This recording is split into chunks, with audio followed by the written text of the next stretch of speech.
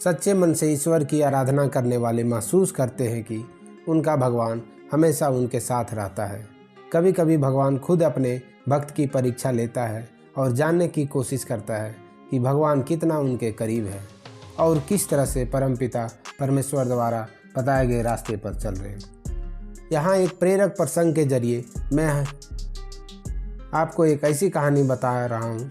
एक समय मोची का काम करने वाले व्यक्ति को रात में भगवान ने सपना दिया और कहा कि कल सुबह मैं तुमसे मिलने तेरी दुकान पर आऊँगा।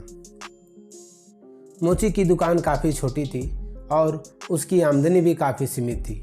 खाना खाने के बर्तन भी थोड़े थे, इसके बावजूद वो अपनी ज़िंदगी से खुश रहता था। एक सच्चा, ईमानदार और परोपकार करने वाला इंसान था। इसलिए ईश्वर ने उसकी परीक्षा लेने का निर्णय लिया।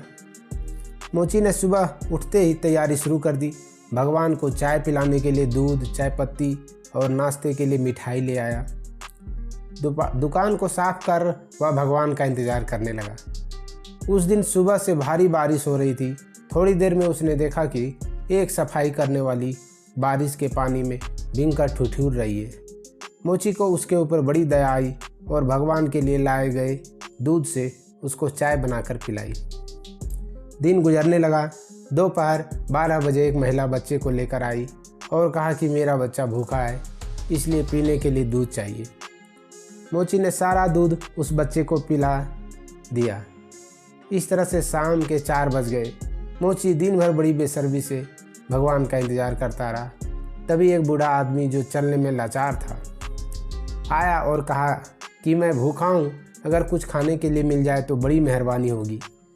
मोची ने उसकी बेबसी को समझते हुए मिठाई उसको दे दी। इस तरह से दिन बीत गया और रात हो गई। रात होते ही मोची के सब्र का बांध टूट गया और वह भगवान को उलाहना देते हुए बोला कि वाह रे भगवान, सुबह से रात कर दी मैंने तेरे इंतज़ार में, लेकिन तू वादा करने के बाद भी नहीं आया। क्या मैं गरीब हूँ, तुझे बेवकूफ़ बनाने के लिए मिला था? तभी आकाशवाणी हुई और भगवान ने कहा कि मैं आज तेरे पास एक बार नहीं 3 बार आया और तीनों बार तेरी सेवाओं से बहुत खुश हुआ और तू मेरी परीक्षा में पास हुआ है, क्योंकि तेरे मन में परोपकार और त्याग का भाव सामान्य मानव की सीमाओं से परे है। इस कहानी से हमको यह शिक्षा मिलती है कि किसी भी मजबूर या ऐसे व्यक्ति जिसको आपकी मदद की ज़रूरत है, उसकी मदद ज़रूर करना, क्योंकि शास्त्रों में कहा गया है कि नर सेवा ही नारायण सेवा है और मदद की उम्मीद रखने वाले ज़रूरतमंद और लाचार लोग धरती पर भगवान की तरह होते हैं, जिनकी सेवा से सुकून के साथ एक अलग संतुष्टि का एहसास होता है। तो दोस्तों, मेरा ये कहानी आपको कैसा लगी? अगर अच्छा लगी तो कमेंट कर ज़रूर बताएं और हमारे चैनल को ज़रूर सब्सक्राइब करें। धन्यवाद।